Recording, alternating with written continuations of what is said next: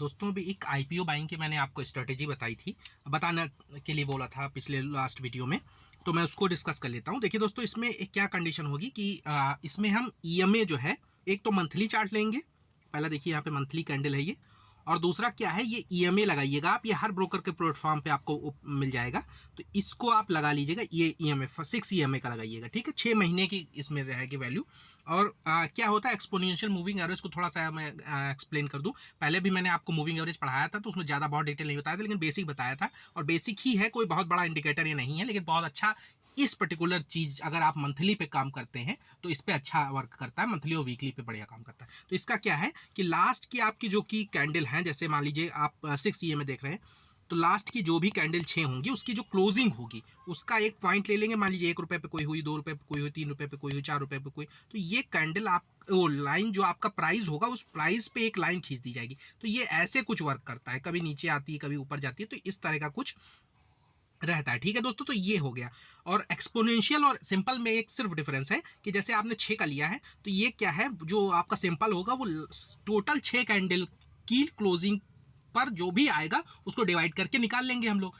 ठीक है, 6 का जो भी एक एक एक 2 3 4 जो भी उसकी कैलकुलेशन होगी, मतलब जैसे कोई 340 पे क्लोज हुआ है, कोई 342 पे कोई महीने की कैंडल क्लोज हुई, कोई 335 पे हुई, कोई 365 पे हुई, तो सबकी क्लोजिंग को ऐड कर लेंगे। उसके बाद जितने ईएमए है उससे उसको भाग दे देंगे। ठीक है, तो इसको आपको निकालना नहीं, ये खुद कैलकुलेशन होके और ईएमए की स्ट्रेटेजी इस पे क्या नाम है, ब्रोकर के प्लेटफॉर्म पे और ट्रेडिंग पे फ्री मिल जाती है। तो इसको आपको कुछ करना नहीं, बस मैं जानकारी के लिए बता दिया। ऐसे में क्या अंतर है कि जो लास्ट की कैंडल होंगी, जैसे मान लीजिए 6 आप का ईएमए लगा रहे हैं, तो लास्ट की जो 2-3 कैंडल होंगी उस पे ज्यादा वेटेज देंगे, पहले की कैंडल को थोड़ा वेटेज कम हो जाएगा। जो अभी का डेटा है उस पर वेटेज बढ़ जाता है। तो ठीक है, तो ये डिफरेंस हो जाता है। अभी की कैंडल पे अगर वेटेज ज्यादा है तो ऐसे में हो जाता है, और पहले की है तो वो सिंपल मूविंग एवरेज हो जाता है। दोनों लगभग एक जैसे ही काम करते हैं, 19 बेस का ही अंतर होता है। तो अब इसकी स्ट्रेटेजी हम लोग थोड़ा डिस्कस कर लेते हैं। मैंने आप आईपीओ बाइंग के लिए स्पेशल स्ट्रेटेजी है दोस्तों। कोई लोग इसको 9 को भी यूज करते हैं, 9 महीने का डेटा देते हैं, कोई 12 महीने का देखते हैं, कोई 5 का देखते हैं, कोई 3 का देखते हैं, वो अपना अपना चॉइस है। लेकिन मुझे लगता है मैंने जो भी इस पर रिसर्च किया है, वो 6 महीने का डेटा जो देखते हैं हम लोग, वो एक्यूरेट होता है, लगभग 90% एक्यूरेट है। अब कुछ स्टॉक का हम लोग उदाहरण देखते हैं। जैसे टाटा मोटर्स का आपका चार्ट लगा हुआ है, यहाँ पे देखिए टाटा मोटर्स लिखा है, 1 महीने की ये कैंडल है। ठीक है, तो इसमें क्या देखना है आपको, कोई भी कैंडल दोस्तों किसी भी शेप की हो सकती है, किसी भी कलर की हो सकती है। ठीक है, आपको कुछ भी नहीं उसमें देखना है, सिर्फ एक कैंडल देखनी है। उस कैंडल की क्या शर्त है कि जो आपका ईएमए जा रहा है उसके नीचे वो क्लोज होनी चाहिए, और इस कैंडल को टच करती हुई कोई कैंडल नहीं होनी चाहिए। ठीक है, अब मैं इसको दिखा देता हूँ आपको कहाँ पे क्या क्या बना हुआ है। जैसे ये अब मैं थोड़ा सा जूम कर देता हूँ, ये टाटा मोटर्स पे क्या कब बना पहली बार, देखिए। अब देखिए यहाँ पे, देखिए ये रेड कैंडल डोजी बनी हुई है। इसका कोई अनब्रेकेबल वाला हिसाब नहीं है कि ये वाला हाई यहाँ कट रहा था, ये ट्रेंड देखना है, आप कुछ नहीं देखना है, बस इसके नीचे कैंडल बने, कैंडल की बॉडी कहीं भी इस लाइन पे टच नहीं होनी चाहिए। ठीक है, नहीं टच है, मैं थोड़ा क्लियर कर दूं, आप अब देखिएगा, अब देख लीजिए, कहीं भी टच नहीं है, नीचे है। जैसे इसका हाई कटे, आप इसी के लो के एसएल के साथ यहाँ पे एसएल डालिएगा और यहाँ पे हाई पे बाई करिएगा, और उसके बाद अपना प्रॉफिट एंजॉय करिएगा। अब इसका कमाल दिखाते हैं दोस्तों। टाटा मोटर्स में आपको यहाँ बाइंग मिली थी, आपका एक एसएल शायद यहाँ पे गया है, एक एसएल गया है, आपने फिर यहाँ बाइंग की थी, आपका दूसरा एसएल भी गया है। अब देखिएगा, तीसरी बार देखते हैं हम लोग, ये यहाँ पे देखिए। ठीक है, ये देखिएगा, आप तीसरी बार फिर से यहाँ कोई कैंडल मिली आपको, यहाँ भी मिली थी, तो एक एसएल गया है। ये मैक्सिमम मैं आपको बता दूं, एक चार्ट में 3 से 4 बार ट्राई करिएगा। और इसकी भी एक शर्त और एक मैं आपको हैक बता दूं कि जैसे मान लीजिए आपके पास 10 लाख रुपया, मैंने बताया था कि डाइवर्सिफाई कर दीजिएगा पोर्टफोलियो को, मतलब सब में एक लाख रुपया आप लगाइएगा।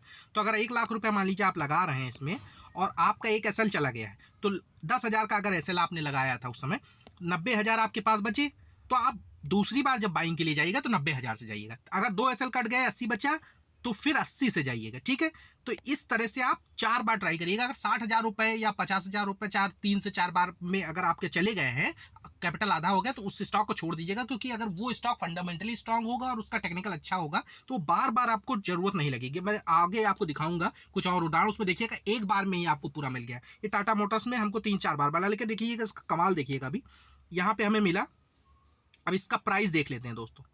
ठीक है, हम प्राइस चेक कर लेते हैं। प्राइस देखिएगा, आप ऊपर देखिएगा, यहाँ देखिएगा, ये प्राइस है, तो यहाँ पे 14 रुपये 95 पैसे पे आपने बाई किया था, ठीक है।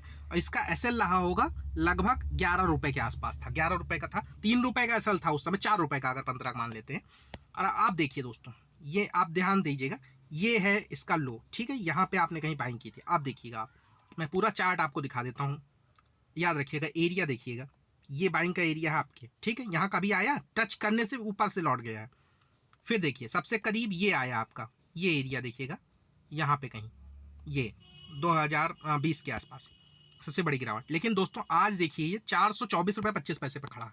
यानी कि अगर आपने 3 बार आपके एसएल गए थे और चौथी बार में आपने अटेम्प्ट करके 15 रुपये के आसपास बाई किया था और 424 रुपये पे ये टाटा मोटर्स खड़ा है, जबकि बहुत सारे कंडीशन हुई, बहुत सारी मंदी आई, सब कुछ हुआ दोस्तों, लेकिन इसने लगभग आपके पैसे को 28 गुना बढ़ा दिया है, ठीक है। तो अब और देखते हैं रिलायंस का, मान लीजिए उदाहरण, सबसे जो है क्या नाम है, लोग ज़्यादा ट्रेड करने वाला स्टॉक है, स्टॉक में रिलायंस सबसे ज़्यादा है।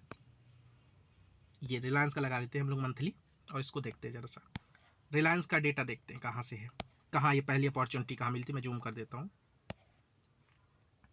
पहली बार कभी हमें मिला, ये देखिए दोस्तों कितनी आसानी से मिल जाता है और कितनी इफेक्टिव देखिए कितना है। एक बार आपको यहाँ मिला था, आपका ऊपर गया था, एसएल कटा होगा, ये नीचे एसएल कटा। दूसरी बार दोस्तों देखिए यहाँ पे मिला आपको, किस रेट पे मिला, इसका देखिए एसएमए की लाइन को टच नहीं है, बहुत थोड़ा सा मैं और जूम कर देता हूँ ताकि आप देख लें। देखिए ये लाइन जो जा रही है ब्लू वाली, इसको कहीं भी टच नहीं किया, इसका हाई कटा, इसके लो के आसपास एसएल लगाएंगे और बाई करिएगा, ठीक है। ये क्या भाव था अभी देख लेते हैं, इसको कर्सर टाट के मैं देख लेता हूँ।